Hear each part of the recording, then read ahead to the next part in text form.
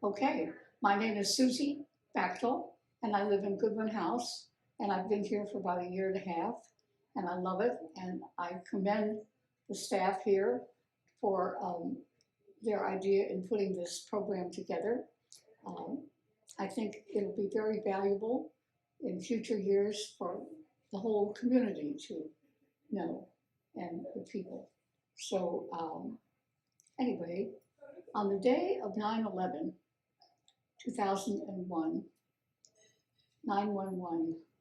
Remember that 911, uh, when the perpetrators, when the people who who started 911, 911 is the standard emergency number. So 911 had a meaning um, for the bombers.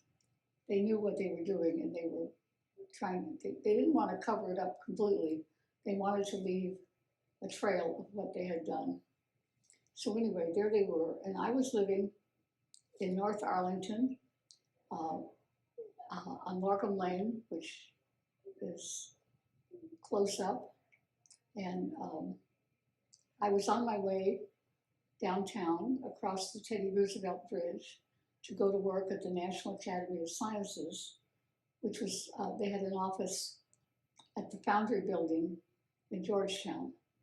And the traffic was so bad going in that I had to, you couldn't get across the TR Bridge. So I turned left and I went into Georgetown, and I spent the day in Georgetown at the office of the Academy of Sciences. And but from there and from everywhere, we could see the smoke coming from the towers, and it was scary. We didn't know what was going on. There was a lot of confusion. People were all wanting information, and it didn't seem to be there. I had just gotten a new car phone, but it was jammed because so many people were trying to talk to each other. And so I stayed there for most of the day, and it was nice just to have a place to hang out. And so I'm looking at my note here. So anyway, by the late afternoon, traffic began to ease up a bit, and we were able to get in our cars and go someplace. We weren't sure where we were going to go. Back then, the television was not working so well. So, 20 years ago, the technology was just a lot different than it is today. But anyway, I went to, so I knew at the top of Lorcom Lane and then to Lee Highway was the Mount Olivet United Methodist Church. And that was my church. And Methodist churches are always, they have, the motto is open doors, open minds, open something, open minds, open hearts, open doors. So I imagined that somebody would be at Mount Olivet, and it was about 7 o'clock, and they were open. I went over there, and the doors were open, and I went in, and there were about 50 people in the sanctuary, and the ministers were all there and listening to the stories of the day. And so different people got up and talked about what happened that day. The minister himself was a firefighter, and he talked about his being at ground zero almost during the day. And so we had a lot of different stories then about what happened to different people. And so that's the way it was. And I think that went on till about, I don't know, 7:30 or 8 o'clock, maybe. I'm not sure.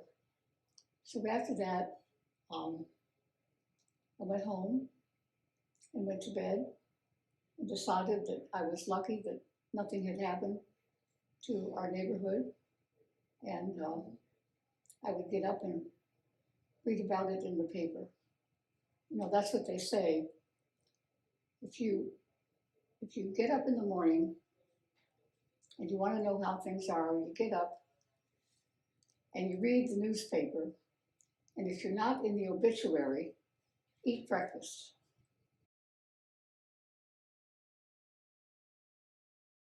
The phone lines were all busy. People were all trying to talk to each other. So I waited until the next day and the day after to share experiences.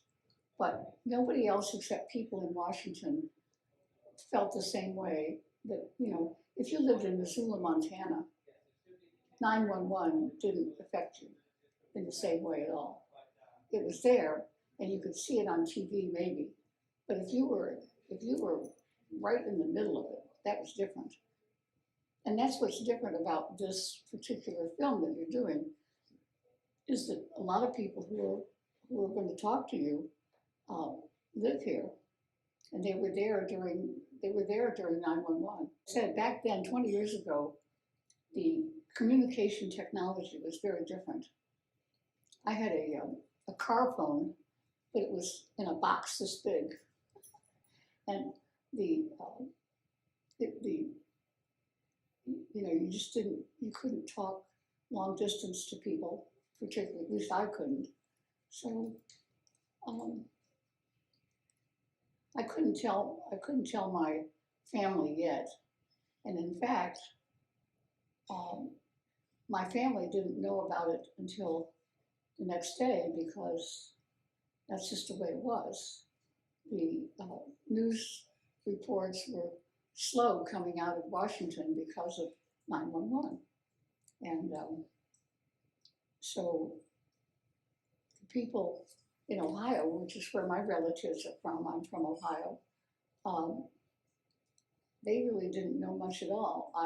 They were counting on me to let them know, and I was counting on them to let me know. So between the two of us, we didn't have a lot of information.